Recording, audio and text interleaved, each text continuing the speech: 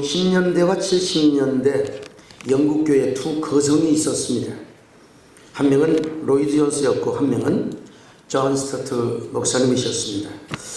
1966년도 런던 목회자 협의회 회장이 당시에 존 스토트였는데요. 그때 목회자 세미나를 열었습니다. 존 스토트는 로이드 존스 목사님을 주강사로 세워서 그때 주제가 뭐냐? 바로 교회란 무엇인가?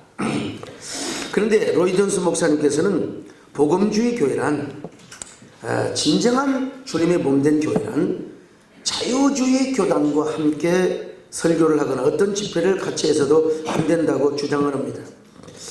적어도 보수주의 목회자들은 자유주의 교회 가서 강단에 서지도 말 뿐만 아니라 좀 극단적인 것 같죠. 자유주의 목회자들을 강단에 세우셔도 안 된다. 왜냐하면 복음과 신학은 절대로 섞일 수가 없기 때문이라고 했습니다.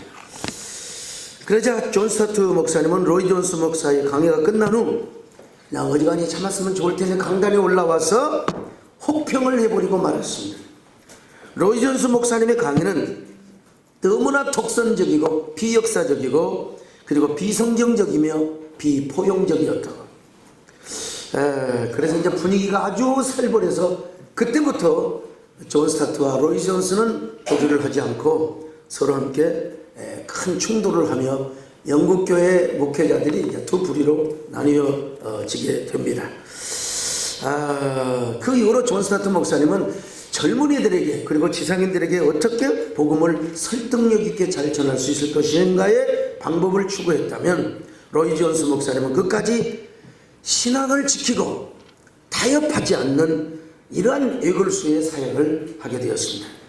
그 이후에 이제 빌리그램 목사님이 영국에서 전도 집회를 준비하고 있을 때 빌리그램 목사님의 친서로 로이드 존스 목사님께 내 전도 집회에 좀 도와달라고 레터를 보냈습니다. 그러자 로이드 존스는 어떻게 답변 줄 아십니까? 당신의 집회 순서에 자유주의 신학자들이나 목회자들을 안 세워주겠다고 약속을 한다면 얼마든지 협조하겠습니다. 그러면서 보수주의 목회자들과 함께 당신의 전도 집회에 얼마든지 도와주겠다고 그렇게 답장문을 보냈습니다. 그러자 빌리그램 측에서는 되게 기분이 나빠서 화가 나서 로이드 존스 측에 전혀 도움을 구하지 않았다고 합니다. 왜 이렇게 로이드 존스가 강하게 나온 이유가 무엇이냐? 그의 주장은 딱 하나입니다. 교리, 신학이 죽으면 교회도 죽는다고 확신을 하였기 때문입니다. 누가 옳았을까요? 목회자의 관점에서 볼 때는 뭐 둘 다 옳았다고 해야 되겠죠. 존 스토트의 말에도 일리는 있습니다. 신학을 지키는 것도 중요하지만 어떻게 하면 젊은이들에게, 지성인들에게 복음을 잘 설득력 있게 전할 것인가. 존 스토트는 어떤 의미에서 복음주의잖아요. 그러나 제가 보기에는 존 스토트의 관점보다는 오히려 로이드 존스가 더 옳았다. 구태여 제가 우리 개혁신학 입장에서 판단을 한다면 오히려 로이드 존스가 개혁신학에 더 가까운 사람이었죠. 어찌 보면 유연성도 없고 꽉 막힌 사람처럼 보였지만 결과적으로 볼 때는 존 스토트보다는 로이드 존스의 주장이 옳았다는 것입니다. 우리는 복음을 잘 전하는 것도 중요합니다. 저도 요즘 너무 이게 코로나 시대에 정말 어떻게 복음을 이 믿지 않는 사람에게 잘 전할 것인가 고민하고 참 갈등하는 사람입니다. 그런데 그보다도 더 중요한 게 뭐냐? 교회를 어떻게 잘 지킬 것인가. 또 이 못지않게 중요한 우리의 미션입니다. 영국 교회가 왜 무너졌습니까? 뭐 우리 기라성 같은 교수님들 앞에서 제가 이런 얘기를 하려니까 조금 쫄깃하긴 합니다만, 근데 우리 김길성 교수님 눈을 좀 깔고 계시니까 제가 더 쫄깃하네요. 영국교회가 왜 무너졌습니까? 복음을 전하지 못해서 무너진 것이 아니라 교회를 지키지 못해서 무너진 겁니다. 교회를 지키지 못한 것은 결국 신학을 지키지 저 이거 그냥 목사가 아무렇게나 말하는 게 아닙니다. 다 연구하고 학자들로부터 배웠고 제가 현장을 다 방문하고 영국의 목회자들도 언제부턴가 이 계몽주의 흐름에 눈을 돌리기 시작합니다. 한 명씩 독일 가서 공부를 합니다. 뭐 독일이라고 다 그런 건 아니지만요. 성경의 영감성을 고백하고 하나님의 말씀의 권위를 인정하며 정통신학을 주장했던 그들이 이 독일 가서 공부를 하면서 박사학위를 받으면서 신학의 계몽운동이 일어나기 시작합니다. 그래서 그들이 기도하고 회개하고 찬양하고 하나님께 매달리고 의지했던 신앙이 지성화되고 그리고 자유주의 신학을 받아들이게 되었습니다. 나중에 이제 역사적 비평적 방법으로 성경의 영감성이나 하나님의 절대주권 사상이 점점 밀리기 시작합니다. 자꾸 신앙이 철학적이고 사변적이고 자유주의 신학, 이 성공회로부터 어떻게 이 개혁교회가 나왔는데 세상에. 그러면서 이제 영국 목회자들 사이에서도 빅토리아 풍의 목회자들이 생겨납니다. 정통신앙을 주장하고 성경의 영감성을 높이며 기도를 많이 하는 목회자가 아니라 지적이고 우아하고 그리고 아주 화려한 신신학을 공부했다고 하는 이런 어떤 뭐라고 할까요? 프라이드, 이런 것들이 생겨나기 시작합니다. 결국은 영국의 신학이 자유주의화되니까 신학교가 힘을 잃어버렸고 그리고 목회자가 힘을 잃어버리며 교회가 힘을 잃어버리고 지금은 거좀 초토화되었다고 할까요? 근데 나중에 전도하는 방법이 종이접기하고 문화교실하고, 그게 물론 그렇게 해서 우리 전도도 할 수 있지만 소위 말하면 알렉산드르의 그 변호사에 가면은 영국은 클럽 교회가 되었다는 겁니다. 클럽, 담임 목사의 어떤 취향과 담임 목사의 어떤 목회 소신에 의해서 그냥 만들어지는 영국의 어떤 공적 교회의 능력을 잃어버리고 클럽 교회로 전락을 했다는 것입니다. 이거는 제 얘기가 아니라 영국 교회를 지금 힘껏 지키고 우리나라에 여러 번 와서, 아마 총신도 지난번에 갔죠. 정말 눈물로 우리 한국 교회를 지켜달라고 소했던 영국의 변호사 알렉산더 안드레아 변호사의 이야기입니다. 오늘 본문은 뭐라고 말씀합니까? 교회는 진리의 기둥과 터라고 했습니다. 이 집은 살아계신 하나님의 교회요, 진리의 기둥과 터라고 했습니다. 그러니까 교회의 터가 진리일 뿐만 아니라 교회를 받쳐주는 기둥이 바로 진리라는 것이죠. 교회를 건물로 말한다면 그 건물을 지켜주고 버텨주는 터와 기둥이 바로 신학이라고 하는 겁니다. 신학이 무엇입니까? 성경의 진리를 체계화시켜줄 뿐만 아니라 성경적 세계관과 가치관을 가지고 그 진리를 학문적으로 변증한다고 할까요? 체계화시켜주는 것 아니겠습니까? 그런데 집이 견고하게 서려면 터가 견고해야 되고, 기둥이, 지금 우리 이 기둥이 없으면 참 좋을 텐데 옛날 공법이기 때문에 어쩔 수 없어요. 콘크리트 구조이기 때문에. 그래도 이 기둥이 있기 때문에 이 높은 건물을 지탱해 주는 것 아니겠습니까? 교회도 마찬가지입니다. 교회가 든든하게 서고 견고하게 부흥하기 위해서는 신학의 터가 견고해야 돼요. 신학이라고 하는 기둥이 잘 받쳐줘야 합니다. 아무리 비바람이 몰아쳐도 우리 교단이 굳건하게 설 수 있었던 원인이 무엇이었습니까? 바로 우리 교단의 신학이 견고했기 때문이 아닙니까? 우리 교단은 1959년 WCC 문제가 터졌을 때 오로지 보수신학, 그때는 개혁신학 말을 좀 안 썼죠. 보수신학, 그리고 또 무엇입니까? 칼빈주의 신학의 순혈성 내지는 그 순수성을 지키기 위하여 분리되는 아픔을 겪었습니다. 교단의 적통성이야, 그리고 법통성이야. 당연히 저는 통합지에 가서 예배드릴 때도 그런 얘기를 했습니다. 적통성과 법통성은 우리가 가지고 있다. 그때 어디 누가 따라간 분 계시죠? 김한성 목사님. 저는 통합지에 가서도 진정한 정통성은 우리가 가지고 있다. 여러분들이 이탈자다. 그렇다고 해서 그렇게만 끝내면 또 싸움이 나니까 제가 또 잘 달래주긴 했지만, 근데 이렇게 어떻게 막 이렇게 설교를 해도요, 눈만 딱 감고 계시고 우리 학자님들께서는 아멘도 안 하시니까 지금 내가 어디 좀 딴 데 와서 지금 하고 있나? 아멘.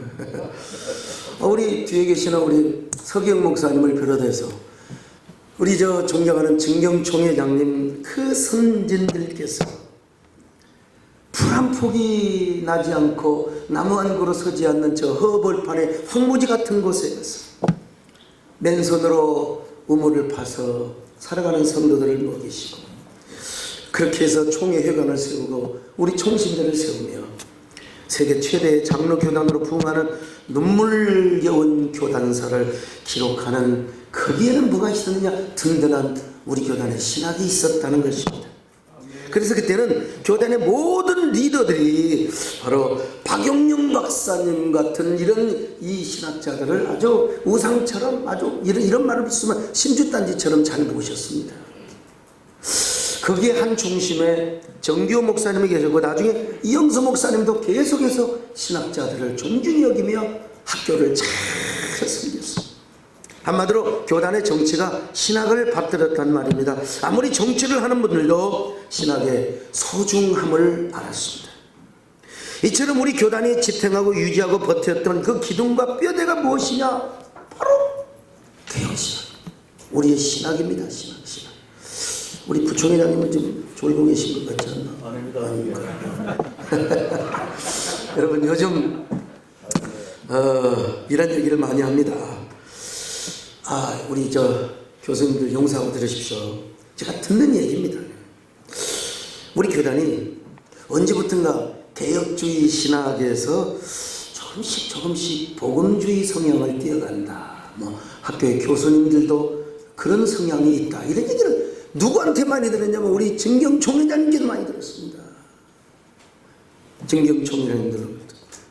그래서 그때 우리 정경 총회장님 몇 분이 우리 이재서 총장님과 신대 원장님을 모시고 신학을 염려하며 특별히 그 WEA에 대해서 말씀하신 걸 제가 들었습니다. 여러분, 우리가 목회를 하다 보면 복음주의적 관점과 그런 마인드를 가지고 목회할 때도 있고, 특별히 우리가 연합사역을 하다 보면, 특별히 우리가 반동성에 관할하는, 제가 제일 먼저, 그 다음에 우리 오정훈 목사님도 따라오셨지만 제가 제일 먼저, 그리고 저는 이 부분에서 싸움의 기술을 하는 사람입니다. 피켓만 든다고 되는 게 아니고요, 이 부분은 제가 중국 영화에 보면 싸움도 모든 것들이 앞에 가서 다 전쟁 박살내잖아요. 삼국지도 마찬가지고 싸움의 기술을 알아야 됩니다. 차별금지법에서부터, 이건 저는 또 이게 카메라가 있기 때문에 어쨌든 간에 싸움의 기술을 알아야 됩니다. 자, 그런데 분명히 알아야 될 것은 우리의 신학적 순혈성, 우리가 지켜야 할 우리의 신학의 정체성은 복음주의가 아니라 개혁주의 신학이라는 사실을 우리는 다시 한번 증명해야 됩니다. 개혁주의가 무엇입니까? 여러분, 단순한 겁니다. 성경을 절대 원리로 삼고 시대의 흐름에 편승하는 것이 아니라 무엇보다도 하나님의 절대 주권을 강조하며 하나님의 전적인 은혜를 우리가 강조하는 것 아닙니까? 모든 영광 하나님의 절대 섭리 안에서 하나님께 돌려드리는 이 복음주의 신학 안에도 이신청의는 있습니다. 그렇지만 이신청의를 강조하면서도 얼마나 알미니안주의적 교리를 신봉하는 교단, 이 사람들은 하나님의 주권과 은혜보다는 율법적인 자신의 의와 노력을 통해서 율법적인 의를 지금도 그걸 해결하지 못해가지고 이런 경우를 많이 봅니다. 그래서 칼빈주의 신학과 개혁주의 신학이 정말 귀한 것입니다. 오늘 우리는 이 신학을 더 굳게 지키려고 이런 위원회를 발족한 줄로 합니다. 더구나 우리 개혁주의는 포용주의를 반대합니다.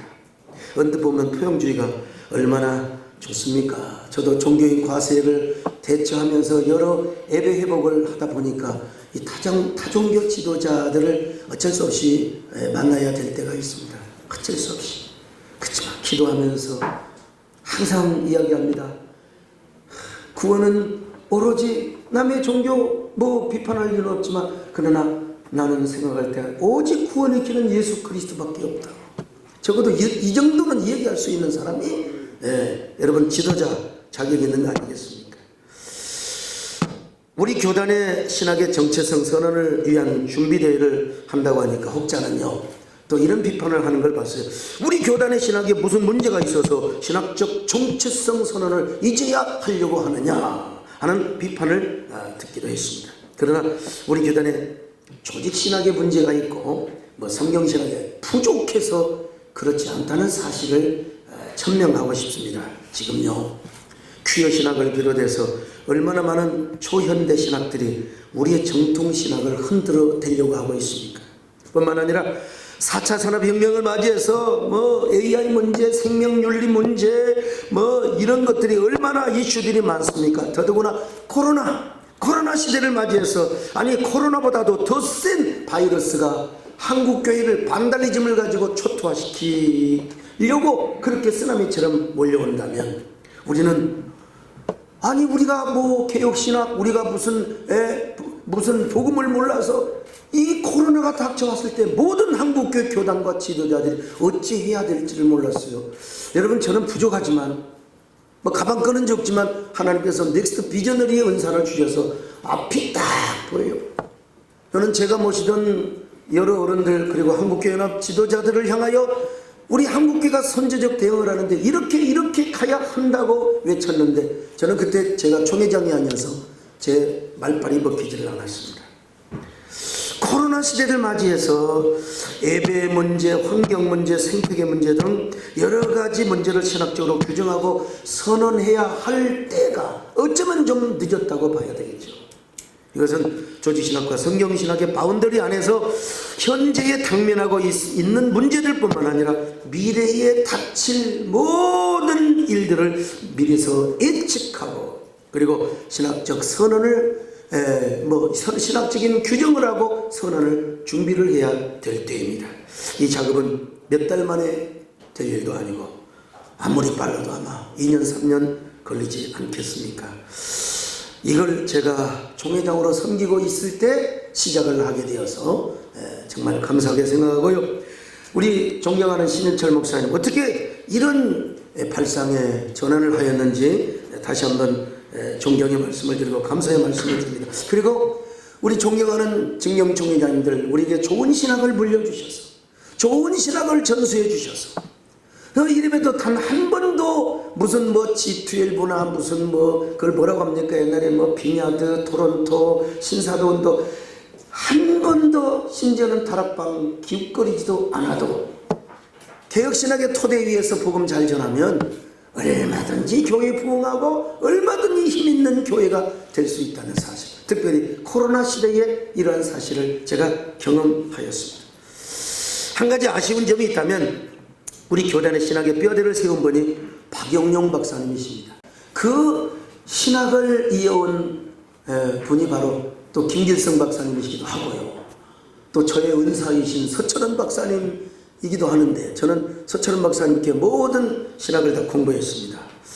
그런데 왜 우리 자문위원 가운데 서철원 박사님을 빼셨는가? 이제 감히 신학부장님께는 말씀을 못 드리고 제가 몇 마디 우리 오정원 목사님이 혹시 일부러 그러셨습니까? 그랬더니 전혀 아니라고요. 다음 기회에 여러 방면에 좀 아주 꽉 막힌 분들도 좀요. 우리 김길성 박사님은 영문학을 하셔서 좀 터지신 분이지만 제가 그분을 조교를 해서 모셔봐서 압니다.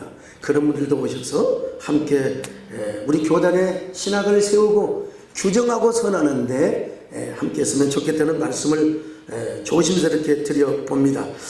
마지막으로 아무튼 선진들이 물려준 보수신학과 개혁신학의 범주 안에서 당면한 모든 문제들과 미래에 다가올 일들을 잘 신학적으로 천명해 주시고 선언해 주시고 규정해 주실 것을 부탁드립니다.